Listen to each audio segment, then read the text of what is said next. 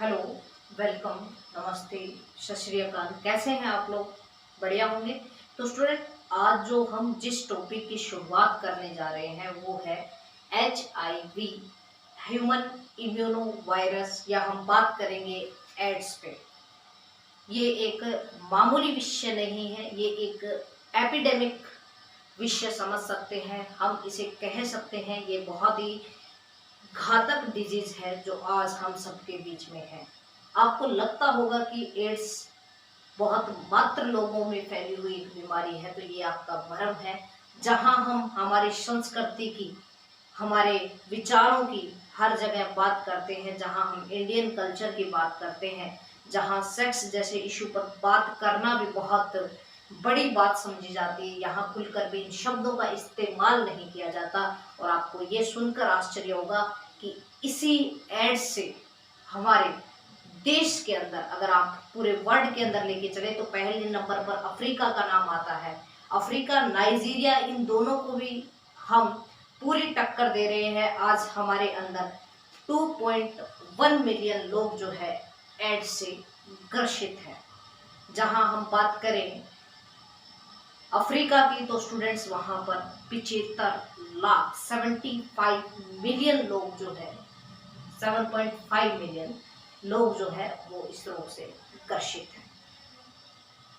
तो सोचो, कहीं ना कहीं क्या बात निकल कर सामने आ रही है।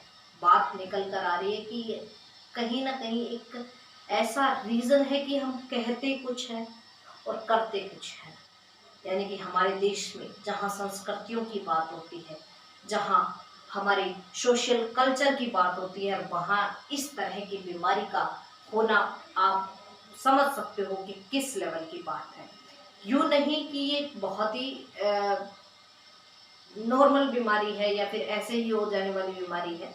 Student, unprotected hetero sexual intercourse के द्वारा ये बहुत ज्यादा मात्रा में फैल जाने वाली बीमारी है। ऐसा नहीं है इसका एक ही रीजन है, इसके और भी रीजन है, लेकिन ये जो रीजन है ये सबसे ज्यादा है। अगर हम किसी संक्रमित व्यक्ति के ब्लड के संपर्क में आते हैं तो हमें ये डिजीज हो सकती है, लेकिन इसका मेन रीजन अनप्रोटेक्टेड हेटेरोसेक्सुअल इंटरकोर्सेस है। तो स्टूडेंट, मैं आपको बता दूं कि एड्स एक्वायर्ड, जिसका फुल फॉर्म अगर हम देखें, acquired immune deficiency syndrome. Acquired का मतलब जो हमने एटमॉस्फेयर से गेन किया है। इम्यून हमारा प्रतिरक्षा, डेफिशिएंसी मतलब कमी, सिंड्रोम मतलब क्लस्टर ऑफ सिम्टम्स, सिम्टम्स का ग्रुप, बहुत सारे डिजीज का ग्रुप। तो देखिए, एड्स की अगर हम बात करें तो ये अपने आप में एक रोग नहीं है, ये बहुत सारे रोग का ग्रुप है। और यहाँ पर इम्यून डेफिशिएंसी हो जाती है। कौन सी इम्यून की डेफिशिएंसी होती है? तो यहाँ पर एड्स का जो वायरस होता है HIV, उसका मेन टारगेट रहता है स्टूडेंट्स हमारी helper T cell. Helper T cell हमारी एक्वायर्ड इम्यूनिटी का पार्ट है। जहां मैंने इम्यून सिस्टम का लेक्चर आपको दिया था, आप वहां जाकर देखना हेल्पर टी सेल क्या करती थी। Helper T lymphocyte cell B lymphocyte को एक्टिव कर रही थी, और ये हमारी शरीर की रोगों से लड़ने की मेन फोर्स है, मुख्य आर्मी है हमारे शरीर को रोगों से लड़ने की। लेकिन यहाँ पर अगर HIV का संक्रमण होता है तो हमारी ये आर्मी डैमेज हो जाती है, और इस आर्मी के डैमेज होने के कारण कोई भी रोग हमें आसानी से लग जाता है। तो ये बीमारी है स्टूडेंट HIV एड्स। ठीक है, आगे देखिए, एक चीज और बता दूं आपको कि HIV और एड्स अपने आप में दो अलग अलग टर्म्स है। बिल्कुल, टर्म्स तो अलग है, ये तो आप भी समझ रहे हो, लेकिन सिर्फ HIV पॉजिटिव होना एड्स होना नहीं है। क्यों?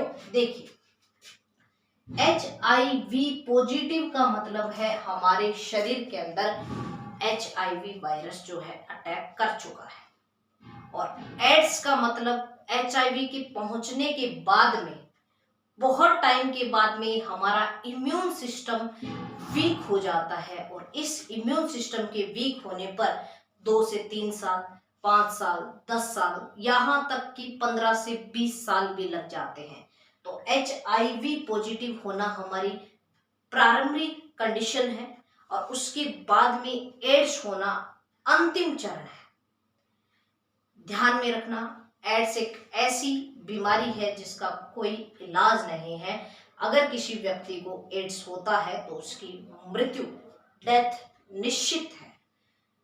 ऐसा नहीं कि वो तुरंत मर जाएगा, उसको समय लगेगा, बहुत सारे रोगों से वो ग्रसित होगा, धीरे धीरे उसके शरीर के अंदर बहुत सारे रोग लग जाएंगे जिससे उसको लड़ना बहुत मुश्किल हो जाएगा। उसके कारण उसकी क्या होती है, मौत होती है।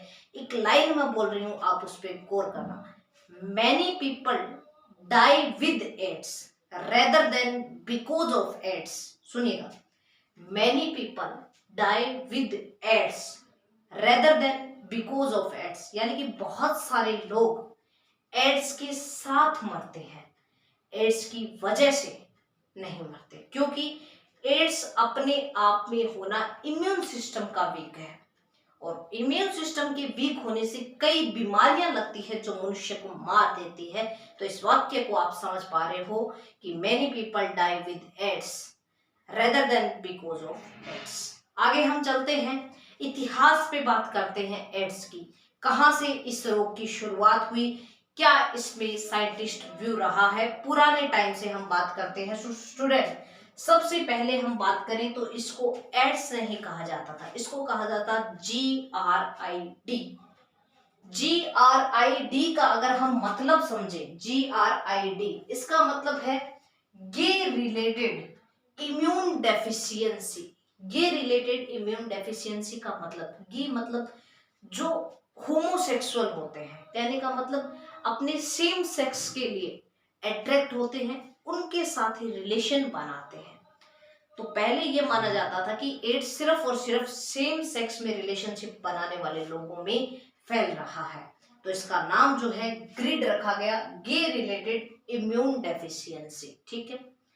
और स्टूडेंट, उसके बाद में 1950 की बात है, 1950 के अंदर इसको कहा गया SIV, साइमियन इम्यून वायरस। इसका जो वायरस था स्टूडेंट, इसको कहा गया साइमियन इम्यून वायरस। क्यों कहा गया मैं आपको बताती हूँ। साइमियन शब्द जो है वो बंदरों के लिए इस्तेमाल में लिया जाता है।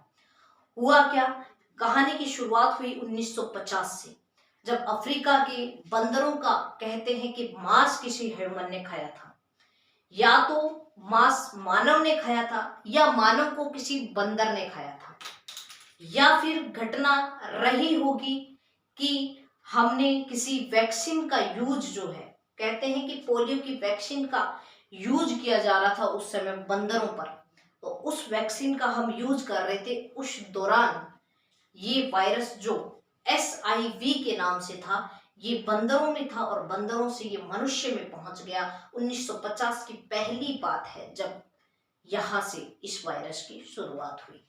इसके बाद में स्टूडेंट 1981 में पहला इसका रोगी जो है USA के अंदर खोजा गया, जो होमोसेक्सुअल था यानी कि समलैंगिक था, उसका संबंध अपने ही जाति के, अपने ही सेम सेक्स के व्यक्ति के साथ था। उसके बाद में स्टूडेंट बात है 1983 की। 1983 में पेरिस के एक साइंटिस्ट थे जिसका नाम था मॉन्टेगिनर।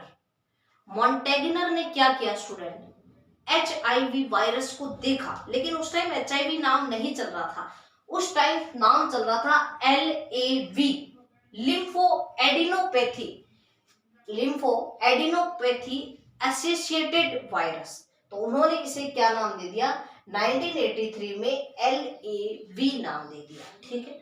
उसके बाद में बात चली 1984 की, यहां तक इंडिया नहीं आई स्टूडेंट, देखते जाइए, इंडिया का जिक्र नहीं हुआ।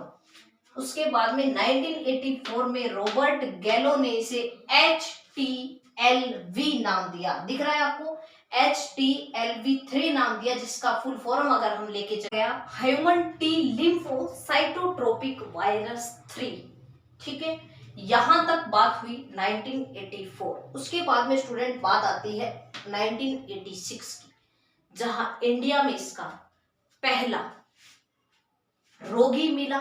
और वो रोगी क्या था स्टूडेंट, वो रोगी थे सेक्स वर्कर्स, जो काम करते थे इंटरकोर्सेज के लिए जो उनको एक व्यवसाय था स्टूडेंट, सेक्स वर्कर्स जिनको कहते हैं, उनके अंदर 1986 के अंदर पहला रोगी मिला।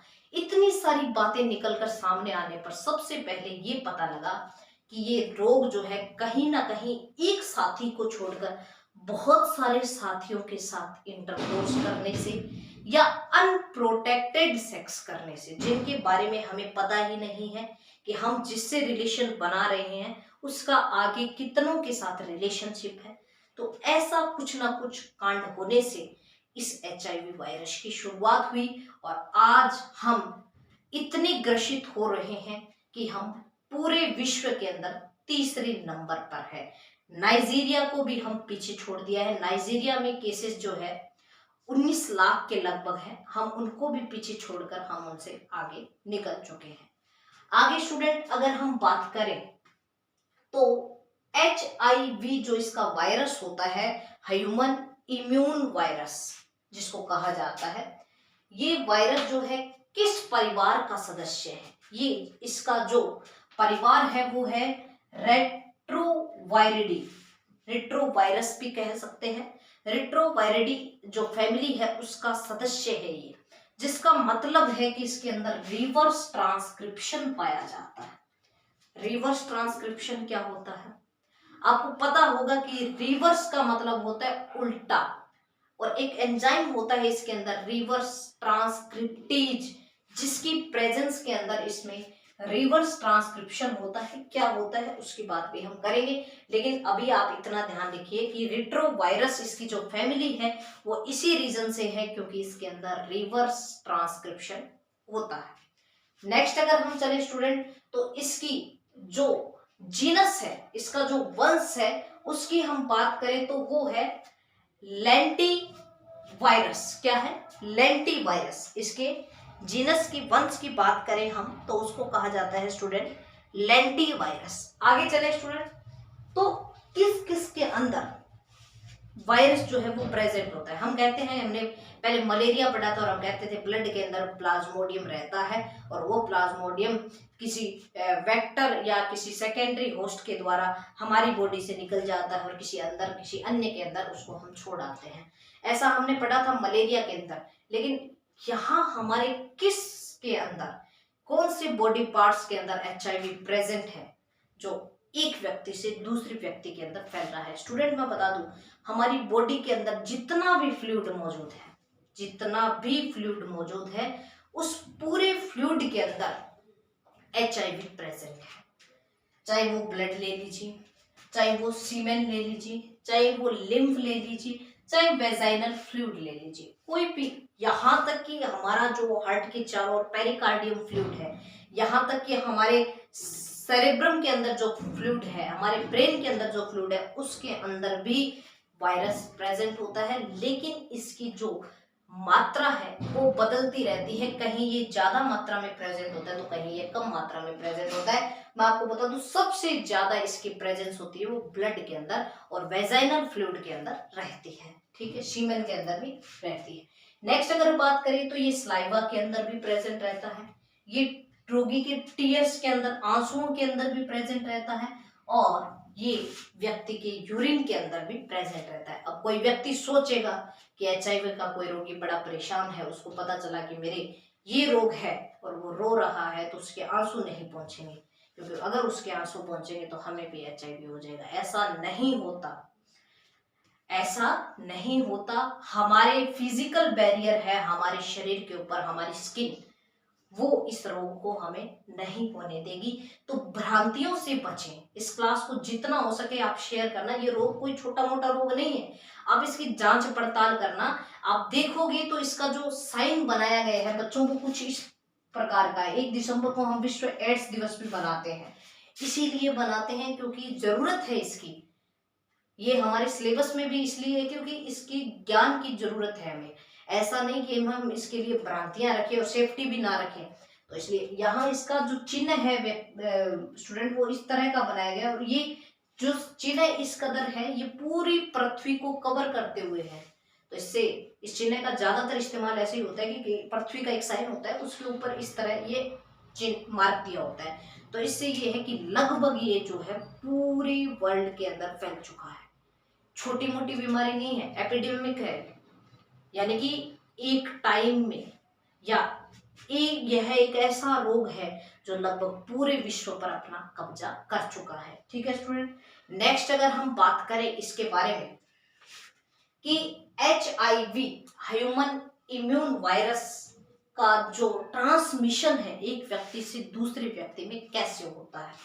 सबसे पहले है बाय सेक्सुअल कांटेक्ट, यदि हम अनप्रोटेक्टेड सेक्स करते हैं, यदि हम एक से ज्यादा व्यक्तियों के साथ रिलेशनशिप में आते हैं, हमारा साथी न जाने कितनों के साथ रिलेशनशिप में हो, तो उसको कहते हैं अनप्रोटेक्टेड सेक्स, या फिर ऐसा जिसमें हम विश्वसनीय साथी नहीं रख रहे। ठीक है, तो उससे ये ट्रांसमिशन हो सकता है। अब आपके दिमाग में एक क्वेश्चन आएगा कि मैम मान लीजिए ये आप कह रहे हो कि ब्लड के अंदर प्रेजेंट है, ठीक है, ब्लड के अंदर प्रेजेंट है, या आप कह रहे हो ये वेजाइनल फ्लूइड के अंदर प्रेजेंट है, तो वेजाइनल फ्लूइड से ये पेनिस के अंदर कैसे जाएगा, ये मेल के अंदर कैसे जाएगा। मेल तो अपना इजेकुलेशन करवाता है, मेल करवाता है, मेल के अंदर है तो फीमेल के अंदर ऑटोमेटिक चला जाएगा, ठीक है।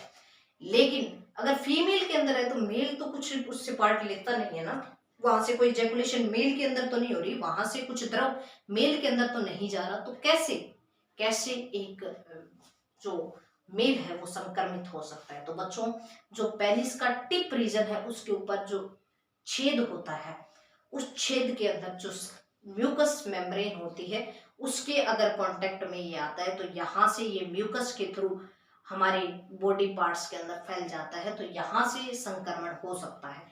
अब वेजाइना के अंदर भी आ गया तो स्टूडेंट, वेजाइना से ये बॉडी पार्ट्स ब्लड वगैरह में कैसे जाएगा। तो मैं आपको बता दूं कि हमारे वेजाइनल फ्लूइड के अंदर, योनि के अंदर जो द्रव होता है उसके अंदर प्रेजेंट होती है डेंड्राइटिक सेल। अब डेंड्राइटिक सेल कौन सी है, याद कीजिए, डेंड्राइटिक सेल मैंने इम्यून सिस्टम के अंदर आपको पढ़ाई थी, और मैंने बताया था जब हमारी मोनोसाइट न्यूट्रोफिल्स लड़कर थक जाती है और कोशिश करती है बार बार पैथोजन रोगाणु को मारने की, लेकिन नहीं मार पाती है, थक जाती है, तब सूचना लेने के लिए डेंड्राइटिक सेल आती है और वो जाती है एक्वायर्ड इम्यूनिटी के पास। ये वही डेंड्राइटिक सेल है जिसने मार मार कर वायरस जो था या जो पैथोजन था उसके टुकड़े अपनी बॉडी के ऊपर पहने थे। अब सोचो, अगर वेजाइनल फ्लूइड में डेंड्राइटिक सेल है तो यहाँ से डेंड्राइटिक सेल उसको कैरी करके ले जाएगी ब्लड के अंदर, तो वो छोड़ के आती है, वहां से ये रिवर्स ट्रांसक्रिप्शन करते हैं, अपनी संख्या को भी बढ़ाते हैं। कैसे बढ़ाते हैं सब चीजें देखेंगे धीरे धीरे, लेकिन आज हम इस लेसन में मेन जो सोशल इशू है उनको कवर करेंगे जो ज्यादा जरूरी है। एड्स पे पर्सन जब भी कभी आता है तो सोशल इशू पे ज्यादा ध्यान दिया होता है, क्योंकि उनका मेन मोटिव यही होता है कि इस टॉपिक को जिस वे से क्लियर करवाना है वो ये है कि इसके बारे में जो भ्रांतियां हैं वो दूर हो सके। ठीक है, तो यहाँ पर हम बात की सेक्सुअल कांटेक्ट के साथ हो सकती है एक व्यक्ति के साथ ऐसा। अब कईयों के दिमाग में ये भी होता है कि हमने अगर छुप छुप के या फिर कोई बिना शादी के या फिर अनजान के साथ रिलेशनशिप बनाए तो हमें एड्स होगा ही होगा, ऐसा भी नहीं होता। इसके लिए जरूरी होता है आपके साथी का HIV पॉजिटिव होना, और HIV पॉजिटिव व्यक्ति के साथ एक ही बार सेक्स करने से जरूरी नहीं है कि आपको एड्स हो जाए। आप HIV पॉजिटिव हो सकते हैं, जरूरी भी नहीं आप HIV पॉजिटिव हो सकता है मेल अपनी इजेकुलेशन बाहर करवाए, हो सकता है इजेकुलेशन करवा भी दे तो उसके अंदर HIV प्रेजेंट ना हो, कुछ ऐसी कंडीशंस भी हो सकती हैं, तो जरूरी नहीं। लेकिन आप ध्यान रखें, अनप्रोटेक्टेड सेक्स इसको बढ़ावा देता है, सबसे ज्यादा रीजन इसी के कारण इसके कॉज होते हैं। चलिए नेक्स्ट अगर हम बात करें फ्रॉम इन्फेक्टेड ब्लड से, यहाँ पर ध्यान देना, आजकल बड़ा ट्रेंड चला हुआ है टैटू, बॉडी पर टैटू बनवाने का। अब जो टैटू बनाते हैं वो कोई हर साल हर महीने हर साप्ताहिक मशीनें नहीं खरीदते, नहीं, वो उसी मशीन से न जाने कितने सालों साल अपना व्यापार करते हैं। कोई अच्छी नामी ग्रामी संस्था हो तो बात अलग है, बाकी लगभग यही होता है कि हम किसी फेयर में जाते हैं, किसी मेले में जाते हैं, वहां से हम टैटू वगैरह खुदवाते हैं। तो बच्चों आप ध्यान में रखना, उनसे इन्फेक्शन होने की संभावना बनी रहती है। जहां हम दूसरा रीजन कोई लैब के अंदर हम टेस्ट कर रहे हैं ब्लड वगैरह का, तो संक्रमित सुई का बार बार यूज करने से, एक सुई से बहुत सारी लाइन के अंदर विद्यार्थी बैठे हैं, सबने उसका यूज कर दिया, तो उससे भी संक्रमण हो सकता है। सेविंग के लिए ब्लड रेजर आप जब भी करवाने जाए तो दुकान वाले को जरूर बोले कि आप इस रेजर की जो ब्लेड है वो चेंज कर ले, और रेजर को भी अच्छी तरह अल्कोहल से वॉश कर ले, उसके बाद में आप प्रोटेक्ट है पूर्णतः। तो आप ध्यान रखें, इस तरह की चीजें या जो सुई सिरिंज ये सब संक्रमित हो सकती है, तो आप इनसे भी बचें। नेक्स्ट अगर हम देखें, from infected mother to baby, अगर माता संक्रमित है तो प्लेसेंटा के थ्रू माँ से बच्चे के अंदर ये रोग जा सकता है। दूसरा रीजन, माँ से बच्चे के अंदर इस कदर भी जा सकता है। और एक चीज और है, होता क्या है, जब बच्चा प्लेसेंटा के थ्रू अगर ना जाए, तो जब बच्चे का जन्म हो रहा होता है, उस दौरान क्या होता है कि बच्चे की जो आंख खुलती है वेजाइनल फ्लूइड के अंदर आकर, तो वेजाइनल फ्लूइड के अंदर जो HIV प्रेजेंट है बच्चों, वो आंख की, बच्चे की, इन्फेंट्स की, बेबी की आंख की म्यूकस के अंदर चला जाता है, और यहाँ से ये फिर संक्रमण कर देता है। तो इसलिए जब HIV की संभावना माँ के अंदर होती है, तो बच्चे की जो नॉर्मल डिलीवरी है वो कभी नहीं करवाई जाती, उसकी सिजेरियन डिलीवरी करवाई जाती है। ठीक है। उसके अलावा ब्रेस्ट फीडिंग से भी, मैंने कहा हर फ्लूइड के अंदर मौजूद है, हर फ्लूइड के अंदर HIV मौजूद है, तो यहाँ से ध्यान रखना कि ये जो वायरस है ब्रेस्ट फीडिंग से भी जा सकता है, यानी कि माँ से जो बच्चे को दूध पिलाया जाता है उससे भी ये जा सकता है। नेक्स्ट अगर हम बात करें ड्यूरिंग प्रोसीजर्स, प्रोसीजर्स का मतलब समझिए किस प्रोसीजर की बात कर रहे हो। ऑर्गन ट्रांसप्लांट हो रहा है, उस ऑर्गन के अंदर HIV था तो वो वायरस आ सकता है, या हम कोई भी जैसे हम पढ़ते हैं इन विट्रो फर्टिलाइजेशन, या फिर हम उस तरह की जिसके अंदर सीमेन लिया जाता था, किसी अन्य पर्सन से हम सीमेन ले रहे हैं तो उससे जो बेबी कंसीव हो रहा है, या जो भी इस तरह की प्रोसीजर है जिसमें हम बाहर से कोई भी चीज ले रहे हैं किसी बॉडी में इंजेक्ट करवाने के लिए, तो उस प्रोसीजर से भी क्या हो सकता है, एड्स हो सकता है। ध्यान दीजिए। आगे अगर हम चले तो कुछ भ्रांतियां हैं उसको भी हम दूर करेंगे। तो मैंने लिखा है कैन नॉट स्प्रेड, यानी कि ऐसे रीजन जिनसे एड्स नहीं होता। सबसे पहले ध्यान दीजिए, मैंने कहा था स्लाइवा के अंदर एड्स प्रेजेंट होता है, HIV वायरस जो है, HIV जो है वो स्लाइवा के अंदर प्रेजेंट होता है। तो यहाँ मैंने सबसे पहले लिखा है, ये मस्कीटो वाली बात करेंगे, ये बहुत महत्वपूर्ण बात है, इस पे बहुत सारी भ्रांतियां, इसको हम दूर ही करेंगे। लाइट किशिंग, लाइट किशिंग का मतलब ये है कि लिप टू लिप जो किशिंग होती है उससे स्लाइवा एक पर्सन से दूसरे पर्सन के अंदर जाता है। तो बच्चों नॉर्मल अगर किशिंग हो रही है तो उससे HIV नहीं फैलता। अब दूसरा है मॉस्किटो, ये बहुत जरूरी है।